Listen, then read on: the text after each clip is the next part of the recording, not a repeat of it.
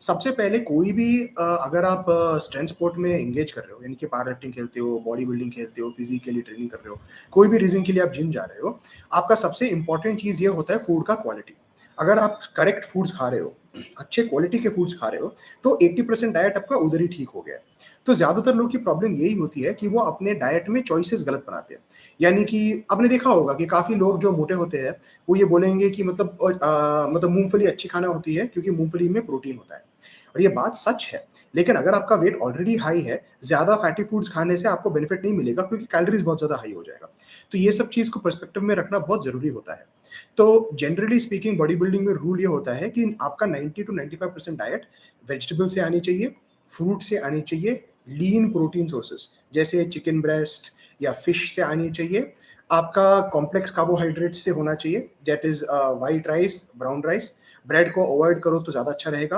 वो regular potato, sweet potato, ये हमारे कार्बोहाइड्रेट सोर्स हो जाते हैं और आपको सिर्फ़ कुछ डोज़ में मतलब 5 या 10% का डोज़ ही चाहिए हमको हेल्दी फैट्स का, जिसमें mainly olive oil, coconut oil और आलमंड्स आ जाते हैं। अगर आपका 85 टू 90% डाइट ये सारे फूड्स में से है, तो ऑटोमैटिकली आपका फिज़िक इम्प्रूवमेंट काफ़ी जल्दी होगा। तो सबसे पहला जो हम कोई भी क्लाइंट को बताते हैं, वो है कि अभी के लिए ये मत सोचो कि कितने कैलोरीज़ खा रहे हो, कितना प्रोटीन खा रहे हो, कितना दिन में कितने मील्स खा रहे हो, ये सब बाद में देखा जाएगा।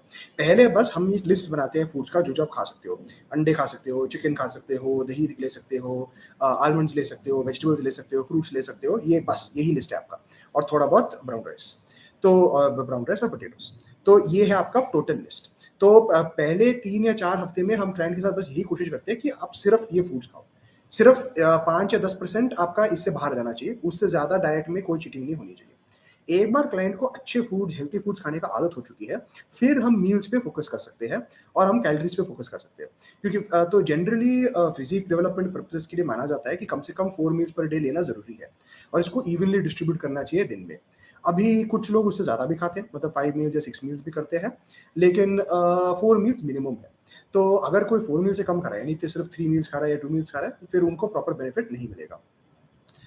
तीसरा चीज़ ये आ जाता है कि डाइट को सपोर्ट करने के लिए एक टेम्पलेट बनाओ और प्लानिंग करो। मेन चीज़ डाइट में प्लानिंग हो जाती है। तो क्लाइंट को बस ये बोलो कि आपको दिन में हर 3 से 4 घंटे 1 फ्रूट, 1 कॉम्प्लेक्स कार्बोहाइड्रेट, एक लीन प्रोटीन सोर्स और एक हेल्थी फैट खाना है। ये 4 चीज़ आपको एक-एक सर्विंग खानी है। कम डोज़ में ही खाओ, लेकिन चारों चीज़ हर मील में होनी चाहिए और इसको हर 3 या 4 घंटे आपको कंज़्यूम करना चाहिए। तो इससे ऑटोमैटिकली आपका डाइट काफ़ी हद तक बैलेंस में आ जाएगा। तो अभी इसमें लोग पूछेंगे कि कितना प्रोटीन कंज़्यूम करना चाहिए, कितना कैलोरीज़ कंज़्यूम करना चाहिए, लेकिन ऑनेस्टली प्रोटीन का रिक्वायरमेंट उतना हाई नहीं होता है जितना लोग सोचते हैं। इसके बारे में लॉजिकली भी सोचो। जब हम वर्कआउट करते हैं, हमारा बॉडी करीबन 50 टू 60 ग्राम प्रोटीन को ब्रेक डाउन करता है। तो उसको रिपेयर करने के लिए हमको 50-60 ग्राम प्रोटीन चाहिए, प्लस उससे ऊपर हमारा बॉडी 1 से 2 ग्राम पर आवर नया प्रोटीन बना पाता है। प्लस उससे ऊपर थोड़ा बहुत रिज़र्व प्रोटीन चाहिए। तो 25 प्लस 25 हो गया 100 ग्राम्स। तो लॉजिकली स्पीकिंग 100 ग्राम प्रोटीन से ज़्यादा रिक्वायरमेंट बिल्कुल होती नहीं है। अभी बॉडी बिल्डिंग पर्पज़ के लिए क्या होता है कि ज़्यादा प्रोटीन बॉडी में प्रेज़ेंट होना इम्पोर्टेंट होता है क्योंकि उससे मसल की ब्रेकडाउन बस से हम बच जाते हैं। तो इसलिए हम 150-160 ग्राम्स तक जा सकते हैं। लेकिन लॉजिकली और साइंटिफिकली 150-160 ग्राम प्रोटीन से ज़्यादा प्रोटीन कंज़्यूम करने में बहुत ज़्यादा बेनिफिट नहीं हो रहा। और अगर आप दिन में 4 या 5 बार मीट या कोई प्रोटीन सोर्स कंज़्यूम कर रहे हो, तो आपका 150-160 ग्राम प्रोटीन तो ऐसे ही हो जाएगा। तो इस प्रोटीन कंज़म्पशन लेवल को पहुँचने में ज़्यादा कोई मुश्किल बात नहीं है। इनफैक्ट कुछ टॉप बॉडी बिल्डर्स भी हैं जो सिर्फ़ 180-190 ग्राम्स प्रोटीन कंज़्यूम करते हैं। जो मुझे याद है इनमें से सबसे पॉपुलर फिल हीथ है। मुझे याद नहीं कि फिल हीथ था या जे कटलर, लेकिन दोनों में से एक था जो सिर्फ़ 180 ग्राम प्रोटीन पर डे खाते थे, लेकिन फिर दिन में 1500 ग्राम उनका कार्बोहाइड्रेट्स होता था। तो ये नॉर्मल बॉडी बिल्डिंग डाइट नहीं होता, लेकिन एक बार उनका डाइट को चेक करोगे कि देखोगे कि उनका सारा जो कार्बोहाइड्रेट इंटेक है वो उनका आ रहा था राइस से, उनका होल ब्रेड से, उनका पोटैटो से आ रहा था। तो अगर आप हेल्दी फूड से बेसिकली अपना कैलोरीज़ अचीव कर रहे हो, तो ऑटोमैटिकली आपका फिज़िक भी उसको रिफ्लेक्ट करेगा और जितना ज़्यादा मील्स में हम उसको डिस्ट्रीब्यूट कर सकते हैं, उतना अच्छा है।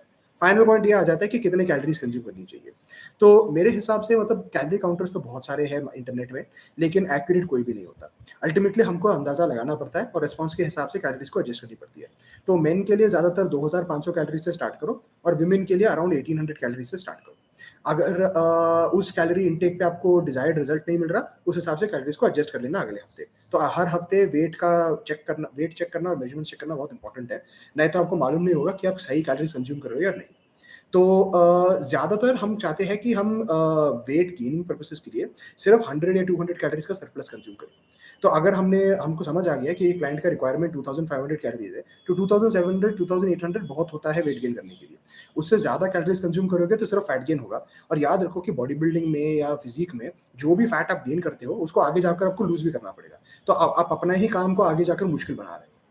तो सिमिलरली वेट लॉस के लिए हम अराउंड 300-400 कैलोरीज़ का डेफ़िसिट में जाना चाहते हैं।